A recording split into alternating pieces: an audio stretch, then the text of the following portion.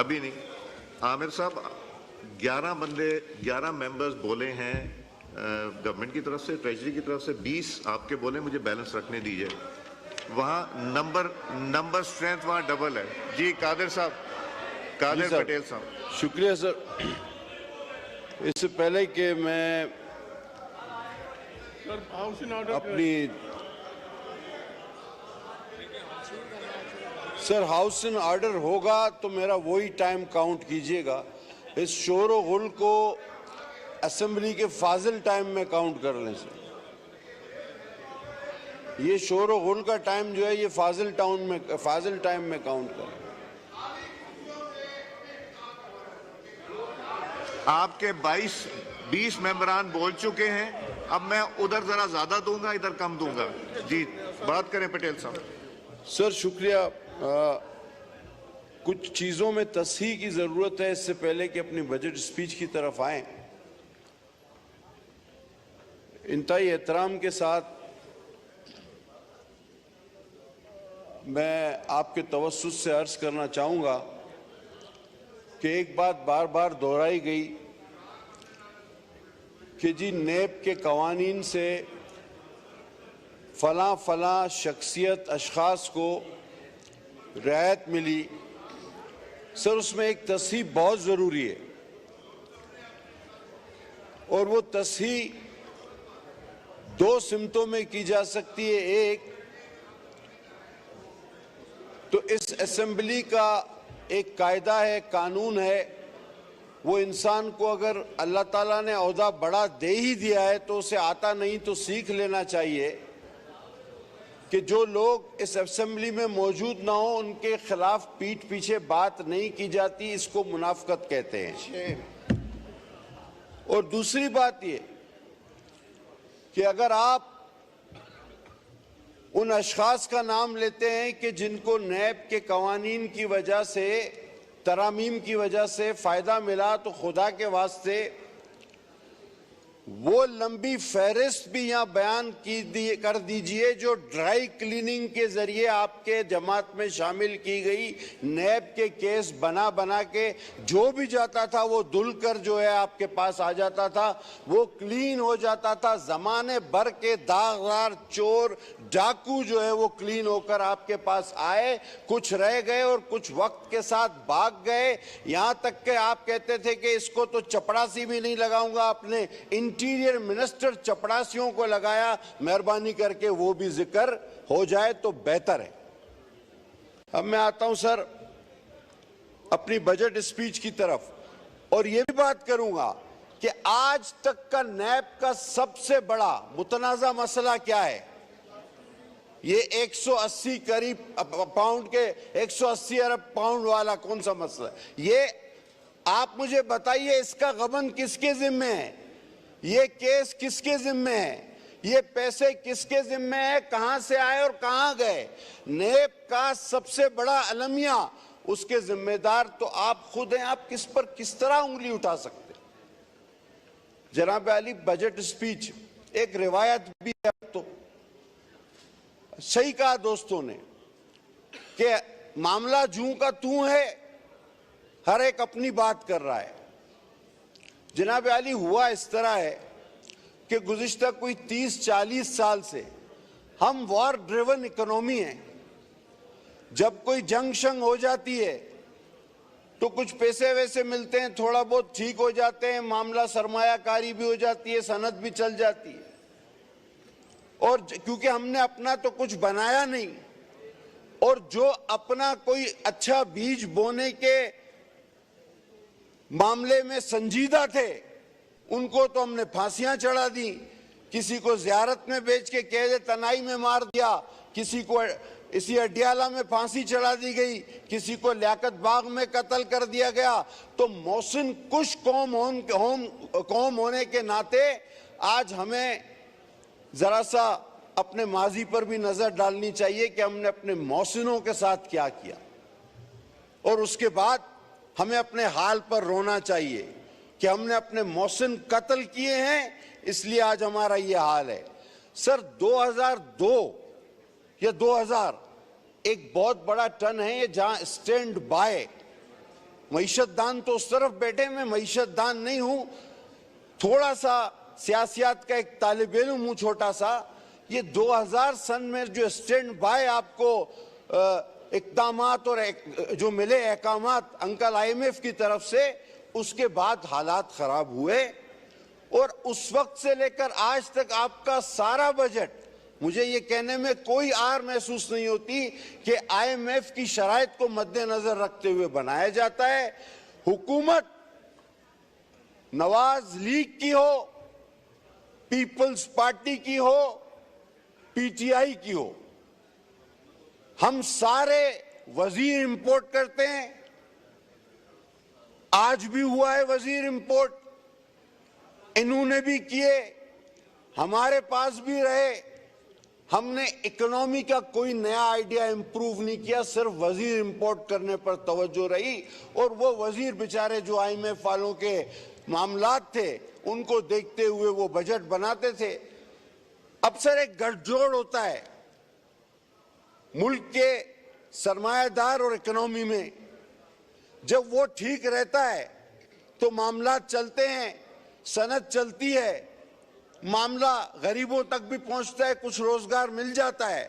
लेकिन जब वो रुकता है तो वो रोजगार भी चला जाता है और मुतवस्सत तबका सबसे ज्यादा उसमें पिसता है और वो गुर्बत की लाइन की तरफ चला जाता है।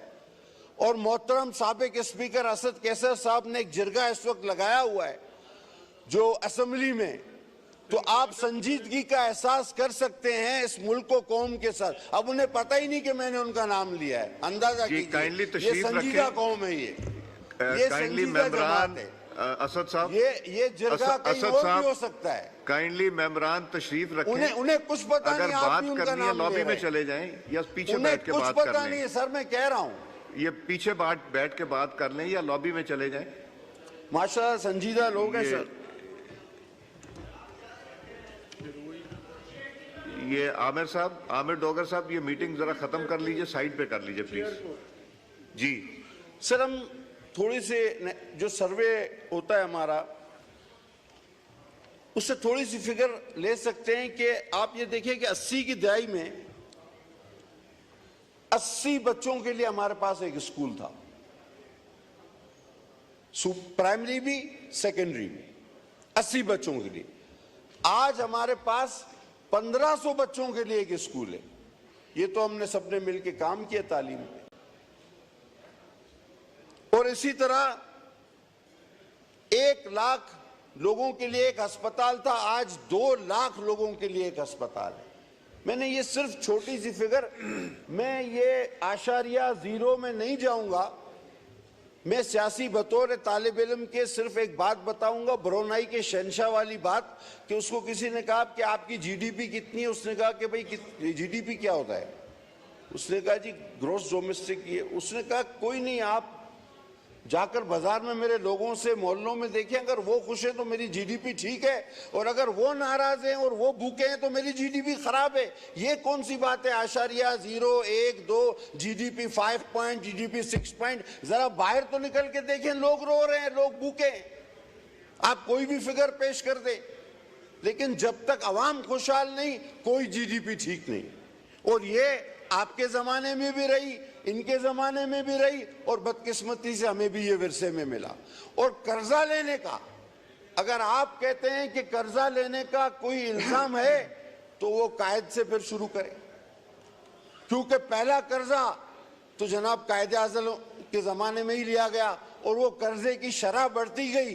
कुछ जंगों ने हमारे हालात ठीक किए, लेकिन फिर कर्जे और बढ़ते गए, और फिर यूं हुआ कि हम लोग IMF के गुलाम बन के रह गए, और एक इनकलाब आया फिर।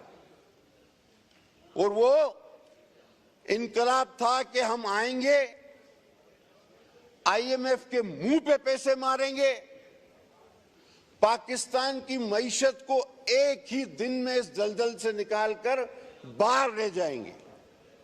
आज बात तो हो रही है, लेकिन 4 साल, और बात की गई कि जी अरस्तू हैं इस तरफ, वहां तो अरस्तू भी थे, सुकरात भी थे, बुकरात भी थे, और वो बार बार तब्दील भी होते रहे। लेकिन ना IMF के मुंह पे पैसे मारे गए, ना इस मुल्क का कर्जा उतरा। और कल एक दोस्त ने कहा कि हमें भिखारी बना दिया, तो मुझे एक वाकया याद आया कि ऑफिशियली तारीख में पहली बार एक वजीर एक मुल्क से फितरा लेने गया। वो बताइए कौन सा वजीर था और किसकी हुकूमत थी और किसका दौर था? ऑफिशियली फितरा लेने हमारा एक वजीर की कैपेसिटी में गया सऊदी अरब, और उसने तस्वीर खिंचवाई, पीछे लिखा हुआ था आजा फितरा है पाकिस्तान, ले जाओ भाई चलो। वो आप बता दें तो उसको आपको सारी बात का अंदाजा हो जाएगा। हाँ सर, वो बेचारे तालीम से महरूम रखे जाते थे, लेकिन जो इस हाउस में नहीं हो उसके लिए मैं बात नहीं करता, क्योंकि पीठ पीछे बात करना मेरी आदत नहीं। जब वो इस हाउस में मौजूद होते थे तो मैं बात करता था। मैं मुनाफकत का कतई कायल नहीं हूं। इन्होंने कहा जनाब इनके जमाने में नैब की रिकवरी बढ़ गई। ये 190 मिलियन पाउंड कहां गए सर? हम पर आपने इल्जाम लगाया कि रिलीफ मिला, उस ड्राई क्लीनिंग का जिक्र नहीं किया, सिलाई मशीनों का जिक्र नहीं किया, और नैब के उस माफीनामे का जिक्र नहीं किया जब उन्होंने कहा कि हमने ये किसी के जोर पर, किसी की शय पर, किसी के कहने पर, किसी की जबरदस्ती पर आप पर ये केस बनाए थे। उस माफीनामे का जिक्र नहीं किया गया। और मैं आज भी उस बात को उतना ही सच्चा मानता हूं जो इस असेंबली के पहले हफ्ते में मोहतरम सदर पाकिस्तान ने उस बेंचों पे से कही थी कि ये नैब और ये मईशत साथ नहीं चल सकते, और वक्त ने साबित किया कि वो न चले और उनकी बात ठीक साबित हुई। जनाब अली, हम आगे चलें। कल कुछ 4-5 घंटे की परसों मैंने खुद यहां स्पीच सुनी। देखिए, सबसे रेलेवेंट आदमी वजीर आजम के बाद लीडर ऑफ अपोजिशन होता है, इसमें कोई डाउट, शक व शुबे की गुंजाइश नहीं। और वजीर खजाना बजट पेश करता है। वजीर खजाना का बजट पेश करने के बाद वजीर आजम ही हदफ तनकीद होता है, क्योंकि वो गवर्नमेंट को लीड कर रहा है, और उसको हदफ तनकीद बनाने वाला सबसे बड़ा जो चेयर होल्डर है वो लीडर ऑफ अपोजिशन होता है। ये पार्लिमानी जमहूरियत का एक उसूल है। 4, सवा 4 या 3.5 से 4 घंटे, पौने 4 घंटे जो भी है मुस्तफा भाई, एक लफ्ज हमने मुकम्मल खामोशी और सुकूत के साथ सुना। क्यों हम इतनी खामोशी क्यों इख्तियार किए हुए थे? जरा कभी इस बात को भी सोचना। हम ये जानना चाहते थे कि आपका इल्म और आपकी तहकीक कितनी है। वो आपकी तकरीर बताएगी। आप इस मुल्क की मईशत के मामलात में कितने संजीदा हैं, वो आपकी तकरीर बताएगी। मैं बजाते खुद जाती अनात पर यकीन नहीं रखता, लेकिन आपकी तवस्सुत से मैं एक बात कहूंगा, और ये मैं बखुदा कोई सियासी पॉइंट स्कोरिंग नहीं कर रहा। मुझे मायूसी हुई। मैं चाहता था कि पहले जिस तरह कहा गया कि हम डाइसेक्ट कर रहे हैं चीजों को, तो वाकई डाइसेक्ट किया जाए, लेकिन वो डड्डू इनसे डाइसेक्ट नहीं हुआ, बल्कि डाइसेक्ट ने डड्डू कर दिया। मामला उल्टा हो गया। और किसी एक मसले पर जब तफसील में जाने लगे तो कहने लगे कि जी ये एक बहुत बड़ा मसला है, इसमें मैं जाना नहीं चाहता। फिर हम आ जाते हैं इस तरह कि हमारे लोग जेलों में हैं और हमारे लोगों के साथ जुल्म हो रहा है। वो 3 घंटे की स्पीच मईशत में कोई एक मशवरा, कोई एक ऐसी तनकीद कि जो इस्लाह का रास्ता बना सके, अगर उस 3-4 घंटे में थी तो उसको दोहरा दिया जाए। मेरे पास एक पॉइंट लिखा हुआ है। जिस तरह मेरे एक साथी ने कहा कि हर बात का जवाब दिया जा सकता है, लेकिन हमें अपनी ही बातें बहुतें करने को, तो हम किसी का जवाब क्या दें, इसलिए अपनी बात करते हैं। जनाब, उन्होंने कहा कि मैं दो बातें एक साथ की। उन्होंने कहा कि हिटलर का एक सलाहकार था जो हिटलर को वही सुनाता था जो हिटलर सुनना चाहता था, और आखिर हिटलर का जवाल हो गया। और साथ ही ये कहा कि मैं सन 2000 से बजट बनाता चला आ रहा हूं। तो मैं ये सोच रहा था कि ये अपने आप को कह रहे हैं, क्योंकि ये खुद भी सलाहकार थे, जो अभी बेचारा जेल में अंदर है, ये भी उसके सलाहकार थे। क्या ये भी हिटलर के उस सलाहकार की तरह ऐसे ही सलाहकार थे कि उसको वो वहां पहुंचा दिया है? ये अपने आप को कह रहे थे कि किसी और को कह रहे थे? और साथ साथ कह रहे थे कि मईशत का मुझे बड़ा तजुर्बा है, फाइनेंस का मुझे बड़ा तजुर्बा है, सन 2000 से सारे बजट मैंने बनाए। तो भाई, तो हमने तो अपना मुल्जिम पकड़ लिया है पाकिस्तान में। तो आप जब खुद कह रहे हो कि मैंने हर हुकूमत का बजट बनाया है, तो फिर हमने तो देख लिया कि हमारी तबाही का जिम्मेदार कौन है। अब आप कहते हो कि जनाब हमें एक साजिश के तहत हटाया गया। मेरे भाई, 4 साल बहुत अरसा होता है, और मैं फिर ये दोहराता हूं, पहले भी कह चुका हूं कि आपके नारे और आपकी बातों से किसी कदर हम भी ये सोचने लगे थे कि यार, एक दोस्त ने तकरीर में भी कहा कि जी तरक्की उस वक्त होगी जब फला फला आदमी आएगा, इस कुर्सी पे बैठेगा, वो इन्वेस्टमेंट होगी, लोग बाहर से पैसा भेजेंगे। यार, ये तो हो चुका। ये आप पुराने ख्वाब क्यों देख रहे हो? इसी बुनियाद पर तो आपको एक बार हुकूमत मिली। यही ओवरसीज पाकिस्तानी आज भी जो मौजूद हैं, ये उस वक्त भी थे, इसी मईशत के ख्वाब में कि आप मुल्क को यूं चुटकियों में भंवर से निकालेंगे। 4 साल तक आपको बर्दाश्त किया गया। कौन सी नई बात थी? कौन से IMF के कर्जे वापस हुए? आपने कशकोल न तोड़ने के बहाने पर जो 9 माह जाया किए, IMF की कड़ी शराइत पर आखिर असद उमर घंटों IMF के दफ्तर के बाहर बैठे रहे। उसके नतीजे में हम स्टैंड बाय प्रोग्राम में थोड़ा सा इल्म भी रखा, थोड़ा सा मालूम भी कर लिया करें कि अगर जाना ही था IMF के पास तो आप अपनी शराइत पे कर्जा ले सकते थे। आपने कहा नहीं, और आप उस दिन गए जब IMF का दरवाजा आखिरी चौकीदार बंद करके जाने वाला था। आप उसके पैर पड़ गए कि चाचा दरवाजा खोलो, जिस शर्त पे भी देना है दे दो, पैसे दे दो। उन्होंने फिर अपनी शराइत पे दिए। तो अगर पाकिस्तान माशी दलदल में है तो उसका बहुत बड़ा हिस्सा आपकी तरफ जाता है। क्यों?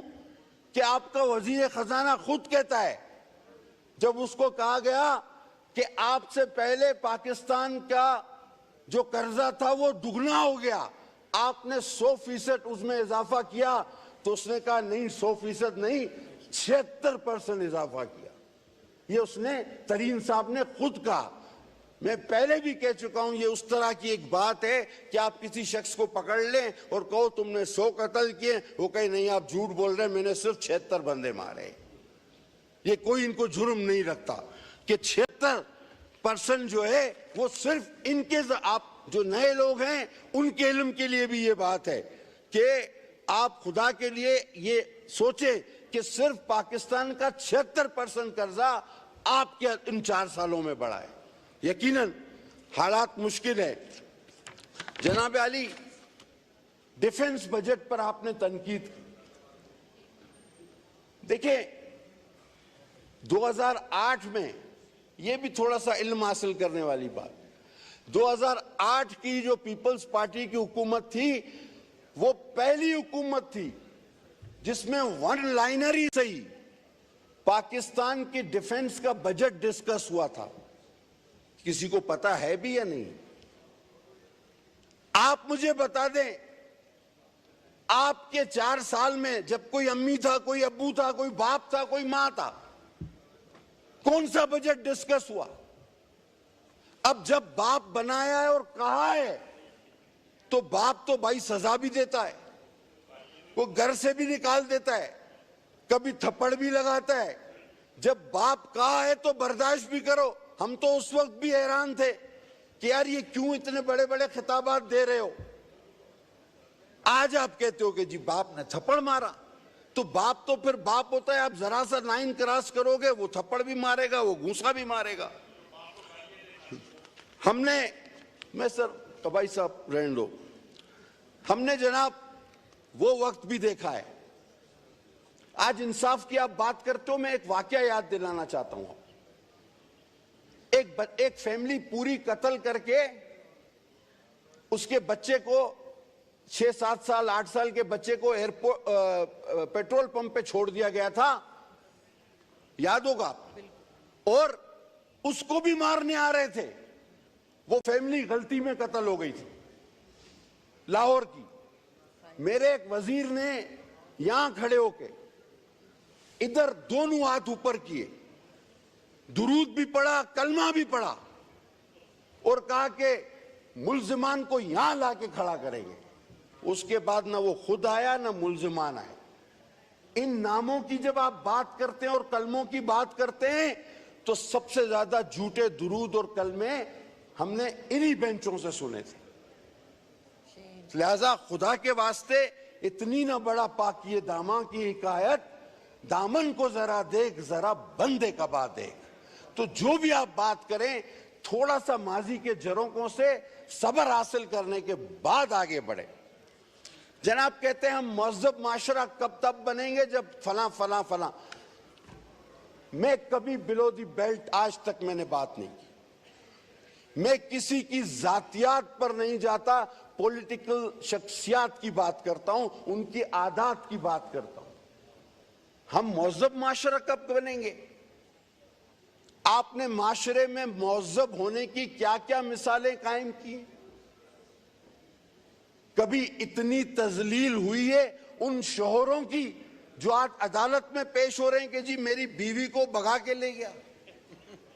ये मौजब माशरा, खुदा बचाए इस मौजब माशरे से। इस तरह के मौजब माशरे की आप बात कर रहे हैं कि एक मुल्क के सरबराह को कोई अपने घर में दावत देने से डरता हो कि बहन बेटी पे ना नजर डाल दे। ये मौजब माशरा है, ऐसा मौजब माशरा। सर खुदा के वास्ते हमें इस मौजब माशरे की जरूरत नहीं है। कहते हैं पीटीवी कौन देखता है और मुझे सिर्फ पीटीवी पे चलाया जाता है और पीटीवी पे हुकूमत के चीजें चलती रहती। आप क्यों भूल जाते हैं कि एक साबिक वजीर आजम पीटीवी के कैमरे को चिपक गया था, निकल ही नहीं रहा था उससे। जब पीटीवी ऑन करो तो वो बात कर रहा होता था। आज कहते हैं वजीर आजम हाउस का खर्चा, जब तक अपोजिशन में थे तो हम भी दिल से इनके साथ थे, कहते थे ये वज़रा जो है ये बहुत प्रोटोकॉल लेते हैं। सर खुदा की कसम जब ये वजीर बने तो ये एक एक वजीर आजम के बराबर प्रोटोकॉल लेता था। मैंने खुद इनको देखा है। ये उस वक्त तक शरीफ थे जब तक मौका नहीं मिला था, बाकी दिल के अरमान सारे इन्होंने पूरे किए। जैसे ही मौका मिला तमाम रिकॉर्ड तोड़ दिए वज़रा के। एक एक वजीर के साथ 30-30 गाड़ियां। वही वजीर जो कहता था कि जी साइकिल पे आना चाहिए। और आप बात करते हैं खर्चे घटाने के। यार आप 15-20 किलोमीटर का सफर हेलीकॉप्टर में तय करते थे। ये कहां कौन सी अकल की बात आप कर रहे हो? ये 20 किलोमीटर भी नहीं होगा, यहां से 8 किलोमीटर भी नहीं होगा। तो आप हेलीकॉप्टर पे जाते थे और हेलीकॉप्टर पे आते थे। आज हमें लेक्चर दे रहे हो। और आपने पैसे बचाने के नाम पे वो गाय भैंसे बेचना शुरू कर दी और आप भी बिक जाओगे उसमें। तो और गाय भैंसे बेच के आपने 35 लाख का मुशायरा प्रेसिडेंट हाउस में करवा दिया अलवी साहब ने। यानी सारी गाय भैंसे बेच के आपको मुश्किल से 18 लाख मिले थे और 35 लाख का मुशायरा कर दिया। तो ये कोई अकल की बात है आपकी? और गाड़ियां आपने बेच दी, वो गाड़ियां बेच के फिर करोड़ों रुपए की नई गाड़ियां आपने मंगा दी। अब जनाब आते हैं, सजेशन दें। अच्छा, मैं आपको एक सजेशन देता हूं, हमारे वजीर खजाना अगर हों, ये मेरी पार्टी लाइन नहीं, मेरी पार्टी का मंशूर नहीं बयान कर रहा। मैं फिर कहता हूं, मैं अपनी राय रखता हूं, लेकिन डिसिप्लिन मेरा वही है जो मेरी पार्टी फैसला करेगी। लेकिन मैं आज से आपसे एक सजेशन दूं, आओ इस्लामाबाद से शुरू करते हैं।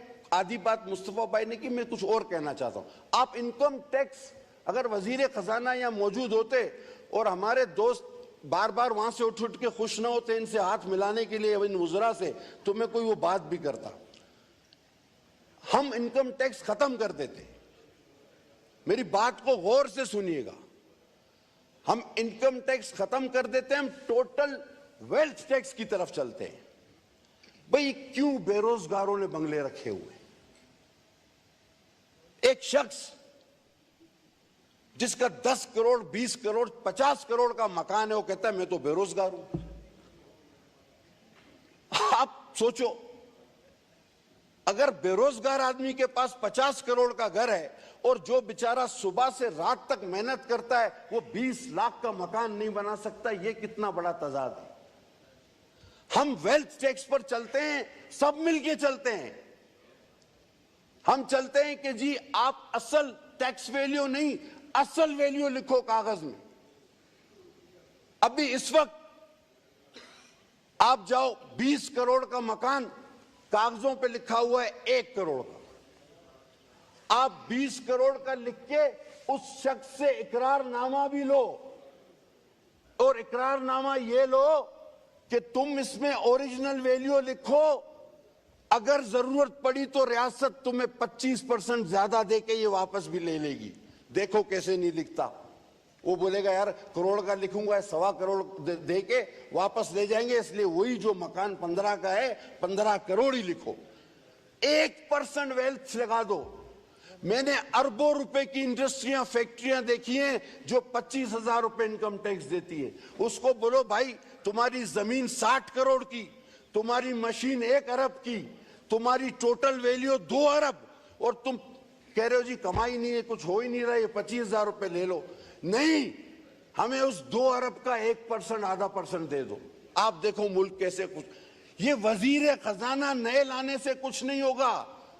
इस बरादरी, अगर ये बरादरी अपने आप को बरादरी समझे तो आपने और मैंने मिलके ये करना है। लोगों ने हमें इसीलिए यहां भेजा है और हमें एक दूसरे को गालियां देने नहीं भेजा। आओ मिलके इस तरह का कोई निजाम लाएं, ये मेरी जाती राय है। आप इस राय को मुकद्दम समझे ना समझे, ये मेरी जाती राय है। इनकम टैक्स डिस्क्रिएशन है, वो पावर है। वो एक इंस्पेक्टर जाता है, वो मुका कर लेता है, वो जिस पे जितना टैक्स लगाए, वो जितना कोई रिबिट खा जाए, वो जितना कोई कस्टम में चोरी कर ले, ना रखे डिस्क्रिएशन। ओरिजिनल वैल्यू पर चीजों को लाएं, आधा % रखें, 1% रखें। आप सिर्फ चलें कैपिटल से शुरू करें। इस्लामाबाद से पहला मॉडल बनाएं। यहां मैंने घर देखे, मैं तो हैरान हो गया हूं। यहां तो घरों की कीमत 30-30 करोड़ भी है। तो वो लिखें, वो 30 करोड़ का 1% तो दे दे। या तो फिर अगर वो गरीब है तो वो घर कैसे मेंटेन किया हुआ है, घर रखा कैसे हुआ है, और 4 घर किराए पे क्यों दिए हुए हैं, वो लाया कहां से ये। तो जनाब अली अगर संजीदा हो तो बात हो सकती है, लेकिन गालियां देने से अगर आपको फुर्सत हो जाए। जनाब अली थोड़ा सा मजीद, एक रूल ऑफ लॉ की बात की गई। जनाब रूल ऑफ लॉ आपने कहा कायम नहीं होगा तो इस मुल्क में अमन नहीं होगा। अच्छा, रूल ऑफ लॉ का मतलब क्या है? हर जनाब अली चोई साहब तुझी कोई साड़ा रहम कर दो, चौधरी एजाज एहसन साहब, सॉरी एहसन इकबाल साहब, सर थोड़ी कोई मेहरबानी। आप रूल ऑफ लॉ कहते किस चीज को, या मैं रूल ऑफ लॉ कहता किस चीज को, या हर शख्स अलग डिफाइन कर। अभी हमारे कराची के दोस्तों ने भी रूल ऑफ लॉ की बात की। वो कराची के अमन को रूल ऑफ लॉ से तशबीह देते। मेरे कोई और दोस्त जो वहां से तकरीर कर रहे थे वो रूल ऑफ लॉ को किसी और जुमरे में ले जाते। लेकिन रूल ऑफ लॉ बुनियादी तौर पर क्या होता है कि इस मुल्क में छोटा सा छोटा, गरीब, छोटा कोई नहीं होता, अल्लाह किसी को ना करे, गरीब से गरीब इंसान भी अपने आप को प्रोटेक्ट फील करे। This is the simple definition of rule of law. बाकी कोई रूल ऑफ लॉ नहीं। अगर और रूल ऑफ लॉ की आप बात करेंगे तो बेकार में बहस कहीं और चली जाएगी। मैं उस बहस में नहीं जाना चाहता। आपका भी नुकसान हुआ है, नुकसान दूसरों का भी हुआ है, आपको पता नहीं। आपके साथ साथ नुकसान दूसरों का भी हुआ है। आपको थोड़ी सी या ज्यादा मार पड़नी अभी शुरू हुई है। जो लोग यहां से वहां गए हैं, वहां से यहां आए, आपके पास बहुत लोग ऐसे हैं, उन्हें पता है कि आपको तो अभी उंगली भी किसी ने यूं घिसाई नहीं है। ओ भाई, हमें तो कोड़े भी पड़े, फांसियां भी हुई हैं। आप कहते हो आपके 25 लोग 15 लोग मारे गए। मैं कहता हूं मुझे बहुत अफसोस, सियासी वर्कर शहीद नहीं हो। आपको पता है 176 कितने दुनिया में किसी सियासी जमात का एक नजरिए का कारकुन इतनी बड़ी तादाद में 1 मिनट के अंदर नहीं शहीद हुआ। शाहराह फैसल पे 176 हमारा कारकुन वहीं टुकड़े टुकड़े हो गया। आप किस जमात से बात कर रहे हो? आप हमसे बात कर रहे हो? हमने अपने दो वो अजीम लीडर जिनको दुनिया इस्लामिक वर्ल्ड का लीडर मानती थी, वो इस पिंडी में गंवाए, हमने इस्लामाबाद में गंवाए। एक बम धमाके में तो एक नाजायज फांसी। आज मैं, आपने कोई एक सवाल किया है आप में से इखलाकी जुर्रत? आप अपना तो बात करते हो कि जी इसके बाल घसीटे, इसका ये खींच लिया, इसके पतलून उतार। आपने एक खड़े होकर कभी कहा है कि यार अगर वो नाजायज फांसी थी भुट्टो को तो सजा किसको देनी है? आप कहो कि सजा किसको देनी है?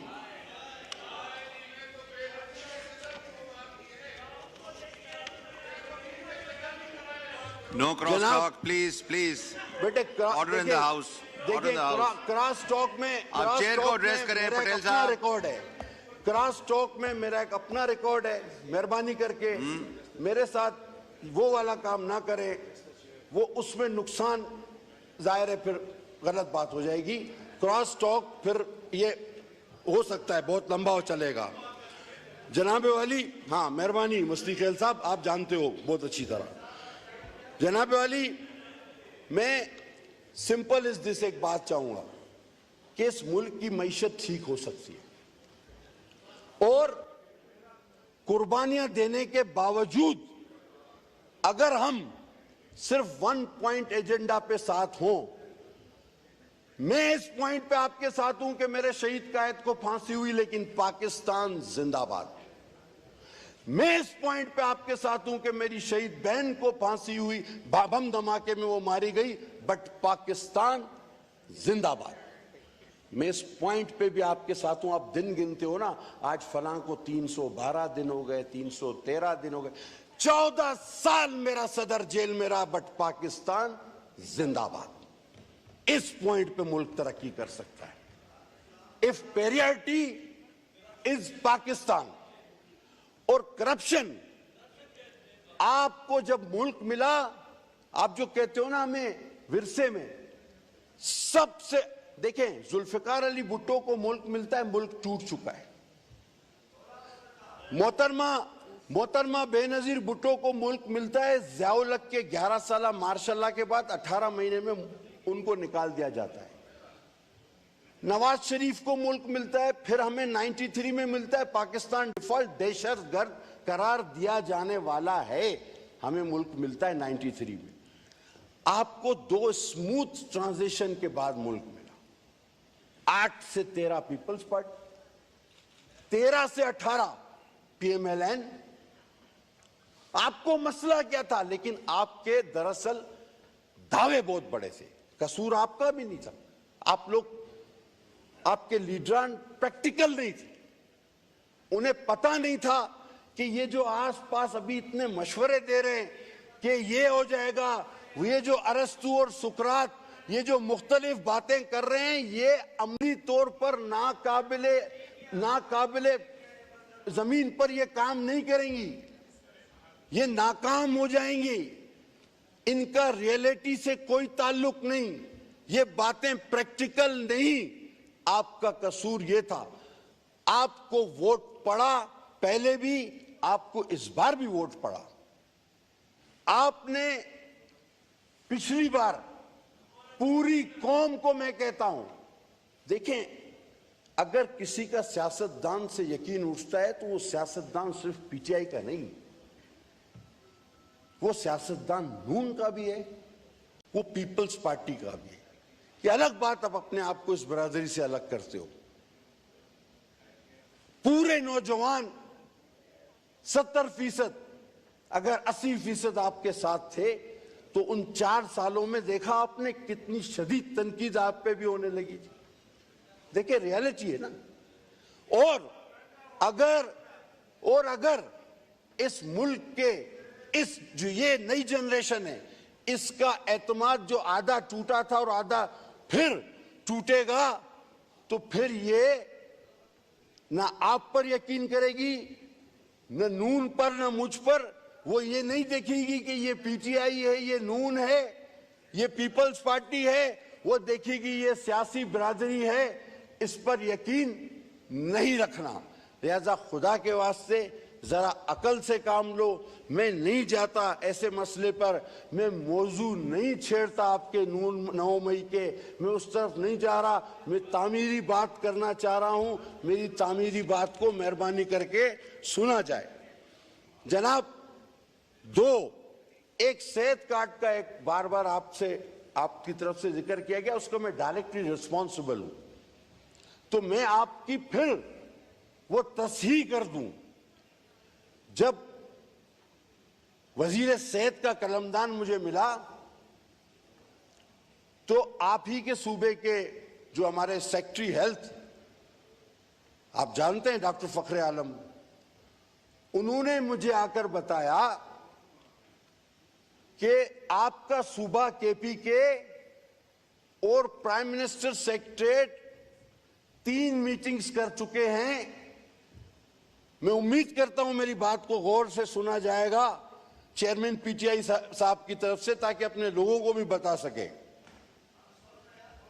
अरे आपसे फर्क क्या पड़ता है, तुम कभी इधर उधर छोड़ो। तो जनाब, तय ये हुआ था आपके सूबा केपी के और वजीर आजम के दरमियान, हालांकि आपका वजीर आजम इसके खिलाफ था। वो चाहता था नहीं कि ये सेहत कार्ड वफाक के पास रहे और वफाक इसकी अदायगी करता रहे। लेकिन केपीके के गवर्नमेंट की, जो आपकी गवर्नमेंट थी, उनका इस पर जिद थी कि नहीं, चूंकि हमने नया फाटा जम किया है तो ये सेहत कार्ड सूबे को शिफ्ट किया जाए विद एसेट एंड लायबिलिटीज। अल्लाहु अकबर, अल्लाहु अकबर, अल्लाहु अकबर, अल्लाहु अकबर। अशहदु अन ला इलाहा इल्लल्लाह,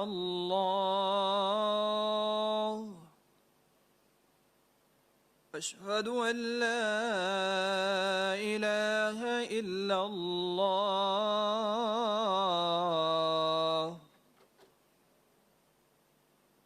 अशहदु अन्न मुहम्मदन रसूलुल्लाह,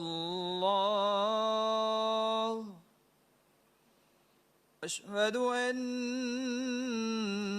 मुहम्मदन रसूलुल्लाह।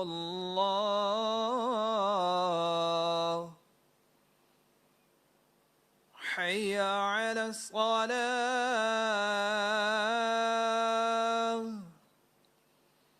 हय्य अलस सलाह,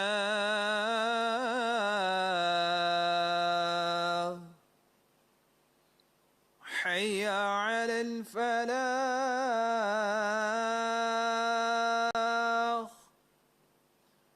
حي على الفلاح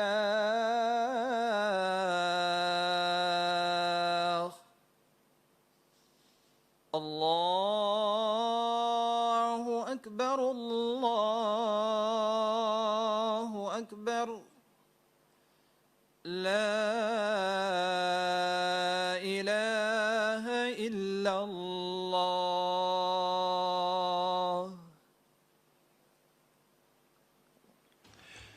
जी पटेल साहब, ब्रेक भी करनी है नमाज की और लंच की. जी जी पटेल साहब का सर माइक मैं खोलें. 2 से 3 मिनट में माइंड आउट. तो सर सेहत कार्ड में आपके सूबे और वफाक में ये तय हुआ, वजीर आजम हालांकि उस पर राजी नहीं थे, लेकिन विद एसेट एंड लाइबिलिटीज वजीर आजम ने फैसला कर दिया कि अगर मेरे लोगों को इस पे पॉलिटिकल गेन करना है सूबे में और नए फाटा में, तो मैं ये प्रोग्राम चले उनको शिफ्ट कर देता हूं. इसी दौरान एक आईनी और कानूनी अदम एतमाद हुई, फैसला हो चुका. अब वो जब समरी मेरे पास लाए, फखरे आलम साहब से आप पूछ सकते हैं, असद केसर साहब के माशाल्लाह दोस्त थे वो, तो उन्होंने मुझे कहा कि सर ये वजीर आजम फैसला कर चुके हैं. तो मैंने कहा भाई इस पे एक्स प्राइम मिनिस्टर ना लिखो, इस पे लिखो ex prime minister Imran Khan, क्योंकि उस वक्त जब मैं फेडरल कैबिनेट में था तो मुझे सेहत कार्ड के हवाले से बहुत कुछ कहा गया, लेकिन मैंने, आप माने ना माने, वो 15 या 16 माह आपका सेहत कार्ड बंद नहीं होने दिया, सिर्फ इस वजह से कि अगर किसी सही या गलत, अगर किसी गरीब का इलाज हो रहा है तो वो रुक ना जाए, अगर कोई ऑपरेशन थिएटर पे है तो वो रुक न जाए. मैंने कोई कमजोरी या कमी नहीं दिखाई. आपका वो 16 महीने बतौर वजीर सेहत ये मेरा फैसला था. एहसन इकबाल साहब गवाह हैं कि मैंने कहा नहीं जी ये सेहत कार्ड जब तक मैं हूं ये चलता रहेगा, लेकिन उसको आप सूबे में ले गए और वो आप ही के वजीर आजम ने फैसला किया था, इस वजह से आपका वो सूबे में गया. आप विद एसेट एंड लाइबिलिटीज ले गए थे. आज ये खुदारा मत कहें कि वफाक ने आपके सूबे के सेहत कार्ड के पैसे बंद कर दिए. और जब इसमें इस हाउस में इन हाउस ब्रीफिंग हो रही थी तो जनरल फैज साहब कोर कमांडर थे पिशावर के, उन्होंने वो स्लाइड पेश की तो उस पर भी मैंने तस्हीह की कि मैंने कहा सर ये खुद अपनी मर्जी से ले गए हैं. कहा उनके पास तो पैसे नहीं है. मैंने कहा ये तो आपको जब सौदा लेना है तो उससे पहले जेब चेक करनी चाहिए. अब जब सौदा ले लिया है तो अब जेब चेक करने का फायदा क्या. दूसरी और second last my point, sir इस तमाम तकरीर से हटके मैं अपनी जाती दिल पर मेरे एक बोझ है. सर ये कुछ अरसा पहले लाहौर हाई कोर्ट का एक फैसला आया है, वो इंतहाई दिल दुखाने वाला फैसला है. उसमें अगर मेरी इत्तलात सही है और खुदा करे कि गलत, सर इसी असेंबली ने कई फितने खत्म किए, हमारे बुजुर्गों ने कई फितने खत्म किए. मैं नहीं किसी पे इल्जाम लगाता कि कोई किसी का एजेंट है, लेकिन एक नई बहस शुरू करने की तरफ लोग जा रहे हैं. लाहौर हाई कोर्ट के एक जज ने फैसला दिया है कि Qadiani sect of Muslims, sir it's not a sect, it's a minority. ये इस ऐवान का मुत्तफिक का फैसला और मेरे कायद जुल्फिकार अली भुट्टो का अजीम कारनामा, और उसके आखिरी 323 दिन में उसने खुद जिक्र किया है कि मेरी मगफिरत इसी वजह से होगी. लाहौर हाई कोर्ट का वो जज मेहरबानी फरमा के इसकी तस्हीह करे. ये हमारा सेक्ट नहीं है, दैट्स माइनॉरिटी. देखें इस वक्त मुल्क मुश्किलात, अगर ये आग लगाने या छेड़ने की कोशिश की गई तो हम मजीद उलझेंगे, मजीद लड़ेंगे, क्योंकि मुझ समेत कोई मुसलमान खत्म नबूवत पर सौदे के लिए बिल्कुल भी तैयार नहीं. खातमुन नबीयीन हमें कहना भी आता है और उसका मतलब भी पता है.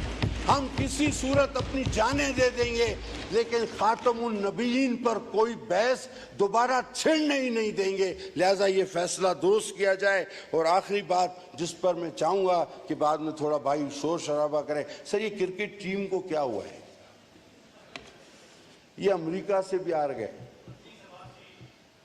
नहीं, ये अमेरिका से भी हार गए, ये इंडिया से भी हार गए। तो बाबर आजम को अपने ही किसी सीनियर क्रिकेटर से सबक लेते हुए हारने के बाद एक जलसा रखे और उसमें कागज ले रहे, बोला देखो ये मेरे खिलाफ साजिश हो गई, इससे कोई कुछ नहीं किया।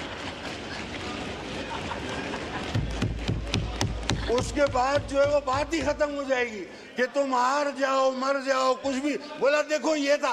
और बाद में बोले वो खत भी गुम हो गया है। जब उसको पीसीबी वाले पकड़े कि उस खत में क्या है बताओ तो सही, तुम क्यों हार गए, बोला वो तो मेरे से गुम हो गया है। तो ये बाबर आजम को एक मशवरा है, सर माहौल में तलखी नहीं चाहता, गुजारिशात किए हैं, एक बरादरी अपने आप को समझो। हाँ आपके माजी मुख्तलिफ जगहों पे रहे हैं, आप पर मैं वो लफ्ज नहीं लगाना चाहता, लोटों के इल्जामात रहे हैं, लेकिन अब तो एक हो जाओ पाकिस्तान के लिए, अब तो एक हो जाओ मईशत के लिए, अब तो एक हो जाओ गरीब आवाम के लिए। बहुत शुक्रिया सर, जी पाकिस्तान जिंदाबाद सर, बड़ी मेहरबानी।